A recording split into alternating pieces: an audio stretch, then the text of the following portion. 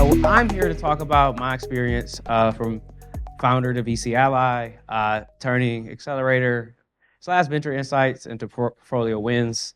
I'm one of the more unique founders in the fact that I've been to 6 cities, 6 accelerators, and have been around a lot of founders, not only just myself. And a lot of what I'll talk about today will be a lot of different experiences. I think every founder has what we always talk about is the positives and the wins and the fun part, but a lot throughout my journey, I think could be lessons learned for a lot of fund managers here on how they can support their founders. And it's a lot of stuff that you probably just don't think about when you're starting a company. So excited to share this. So one of the things, just to start off, is founder support is more important than ever. This is actually through a survey from Sifted that talked about, I think 44% of founders right now talk about having, um, score their investors 1 out of 10, which that's not what we want. And 71% of founders actually say their relationship with their investors has gotten worse in 2024. Obviously, it's a lot of different factors that goes into it. It's just not uh, the investors. It's obviously the economy and different things that are changing. But one of the things I want to talk about is what could be changed within that.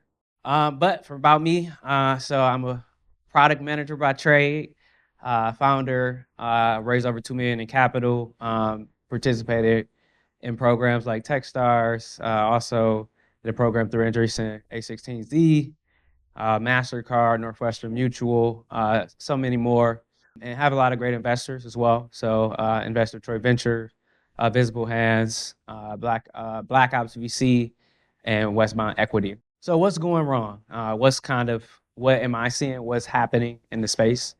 And I think the foundational element of it is trust.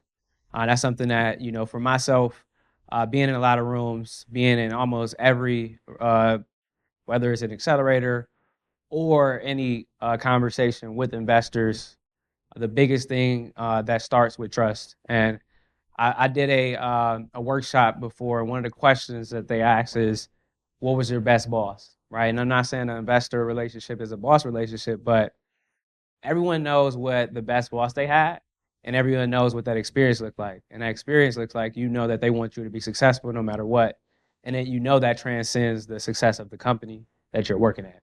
And that means that whether the feedback is good or negative, the information is received because that ultimately they want you to take that next level.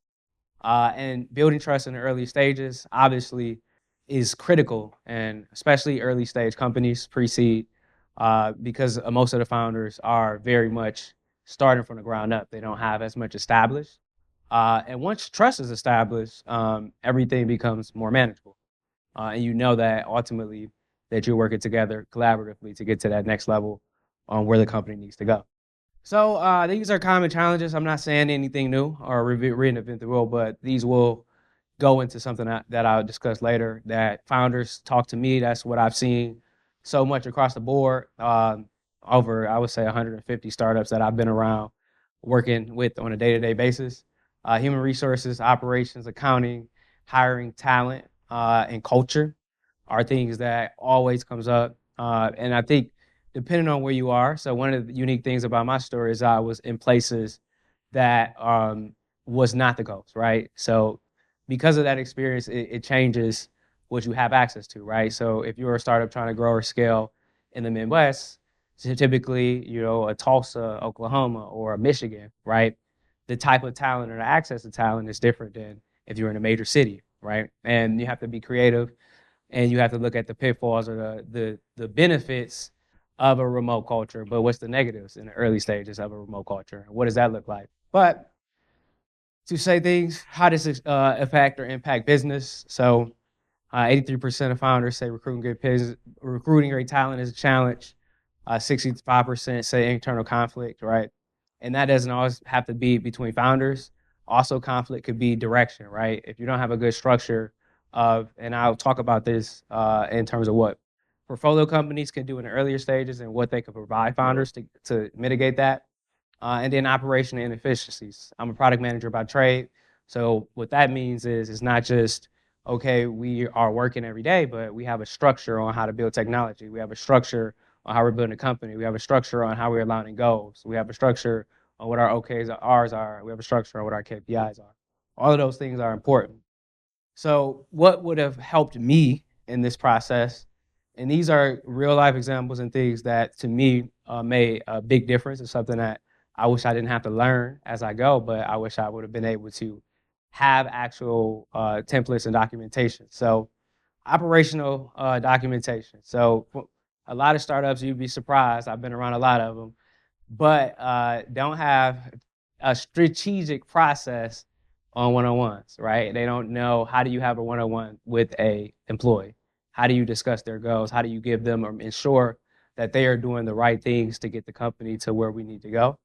And a lot of that, you can have a conversation, you could discuss what that looks like, but documentation or having a structure was something that was very helpful that was provided for me. And that's something that every portfolio company, every investor can have in a database of, here's a good structure on how companies have successfully had one-on-ones, what that looks like. Things such as how to structure.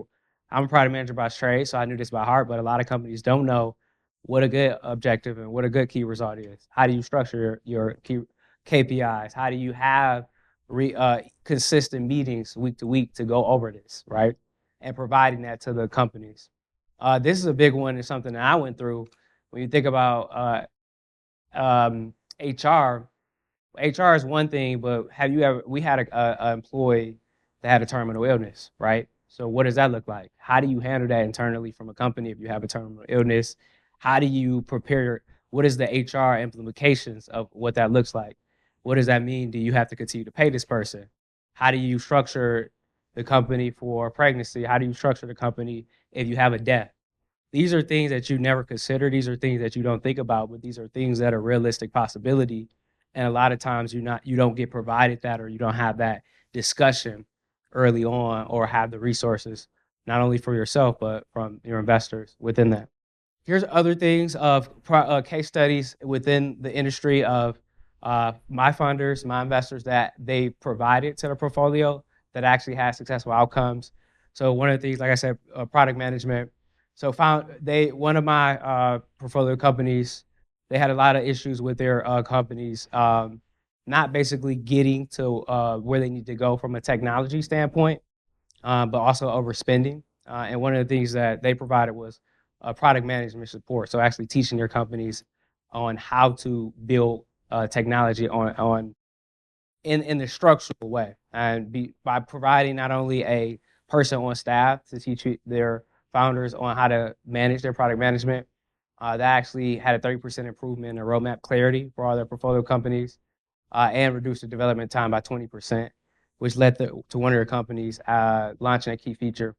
Same thing with fractional development. So this is actually, some firms have this thesis, but one of our startup, a funder in Michigan, had a fractional development resource that they provided to our company, especially for early stage companies to get to their MVP. And one of the companies were able to complete their product 3 months before schedule because of the product manager resource, and had 25% cost savings versus trying to outsource that and finding their own development resource. And then key role acquisition. So I've had this happen a ton of times. So my company, or my startup, was a sports tech company. So literally, this is a true story. Anytime I put up a row, I have over 800 applications. And sports tech is an interesting space, but I don't have the time or capacity to go through 800 to 900 applications to find good talent. And even within that, it still was hard to find a specific person that I would look for. So I actually had a firm within I would say 2 weeks of me actually having them go to their network, because we know that's how you get great talent. I had 25 qualified applicants. I filled the role, and I had a 50% increase in productivity because the role was an operations role. So things like that makes a huge difference. And then first customer. So this is one of my favorite, because this is from a firm, but also it's a great saying, which is called "We eat our own dog food." So one of our firms have this thesis where if you need to accomplish a job, you look internally within a portfolio first. and you also want to give any portfolio company within the industry an opportunity to execute that first. And that's something that A16 does as well, where because it's a large portfolio, some of the first customers, a lot of their startups that comes through actually comes from the fund. And from that, you had a 30% increase in adoption for a lot of their early stage startups within their portfolio, which led to a lot of their companies getting their first customers. But all in all, the bigger benefit is coming together at the beginning, keeping together is progress, working together is success. So we all here want to invest in companies. We all want companies to be successful. I believe focusing and having an infrastructure that's dedicated to not only providing startups with capital, but the support and the resources that they need to weather all the challenges and see the unforeseen circumstances that comes with building a company, I think is one of the biggest and most benefits that we can do in this room. And it's a lot of things. So I have a lot of stories. Obviously, I've said some of them, but I'm super excited to meet and discuss anything with anyone. I've helped a lot of my portfolio or my investors create or build out some of their ways to support companies, and we'll continue to do that. So thank you.